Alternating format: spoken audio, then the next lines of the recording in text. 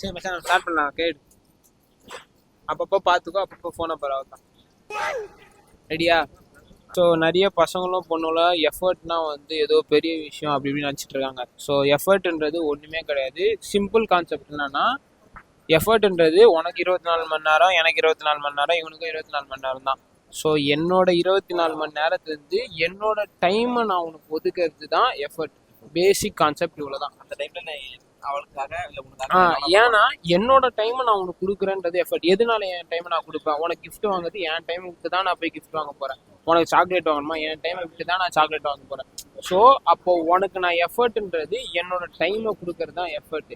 அப்போ பையனும் சரி பொண்ணும் சரி, நீங்கள் என்ன பார்க்கணும்னா, உங்கள் ஆள் வந்து உங்களுக்கு டைம், அந்த டைம் ஒதுக்குறாங்களா?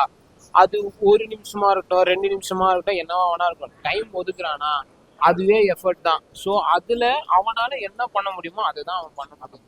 ஸோ அதை என்னெல்லாம் ட்ரை பண்ணுறானோ அதை நீ அக்செப்ட் பண்ணிக்கணும் ஆப்போசிட்லேருந்து. ஸோ இவ்வளோதான் உங்கள் வேலை. அது மட்டும் இல்லாமல் என்னன்னா, நீ சொல்றது கரெக்டு. நிறைய பேர் என்னன்னா சின்ன எஃபர்ட்ஸே வந்து பார்த்தீங்கன்னா பெரிய விஷயமா நினச்சிப்பாங்க. ஆனால் ஒரு சிலருக்கு இவ்வளோதான் எஃபர்ட் போட்டாலும் வந்து அது எஃபர்ட்டாகவே தெரியாது. அந்த பையனோ அந்த பொண்ணோ அவ்வளோ எஃபர்ட் போடுவாங்க, அவ்வளோ சொல்லுவாங்க.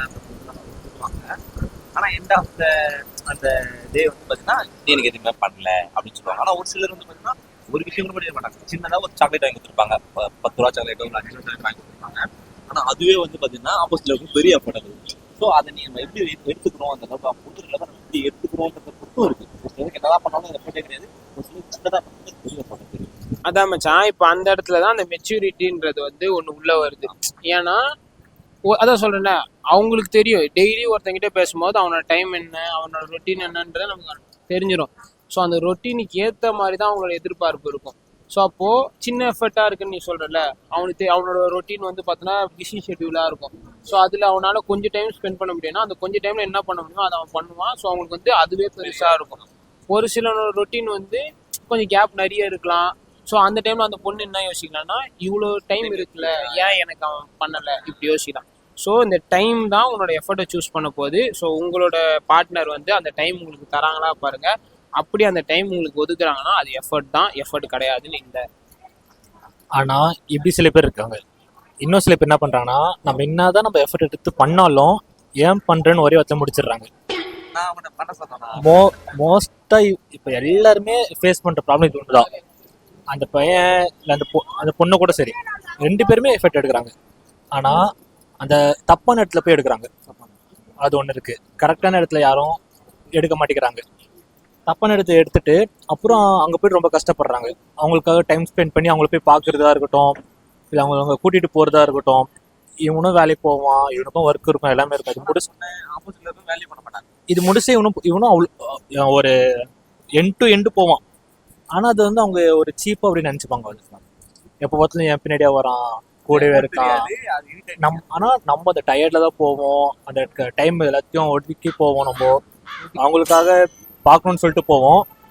ஆனால் அது எல்லாமே எதுவுமே அப்படியே ஒரு சீப்பாக நினச்சி அப்படியே விட்டுருவாங்க. எஃபோர்ட்ன்றது ஆப்போசிட்ல பர்சன் எப்படி எடுத்துக்கிறாங்கன்றதும் இருக்கு, நம்ம போடுறதும். இது வந்து எப்படின்னா, அவங்க வந்து அகைன் கிடைக்கும் போது அந்த வேல்யூ தெரியாதுன்னு சொல்லுவாங்கல்ல. ஸோ அதுதான். ஸோ அந்த விஷயம் உங்களுக்கு அகைன் கிடைக்கிறதால ஒரு மாதிரி டார்ச்சராக கூட ஆகலாம்.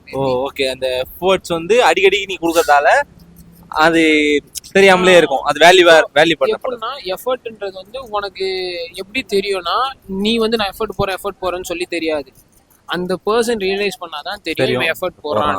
ஸோ அப்போ உனக்கு அந்த எஃபர்ட் வந்து டெய்லி கிடைக்குதுப்பா, அடிக்கடி கிடைக்குதுன்னா எனக்கு வந்து அது எஃபர்ட்னே தெரியாது. அது வந்து டெய்லி ரொட்டீன் மாதிரி ஆயிடும். அப்ப என்ன ஆகும்னா, அந்த டெய்லி ரொட்டீன் நான் பண்ணாம போயிட்டேன்னா நீ எனக்கு எஃபர்ட் போடல அப்படின்னு ஆயிடும். ஸோ அந்த டெய்லி அதான் இருக்கிறத அளவா கரெக்டா கொடுத்தா, அதான் அளவுக்கு மிஞ்சினா அமிர்தம்.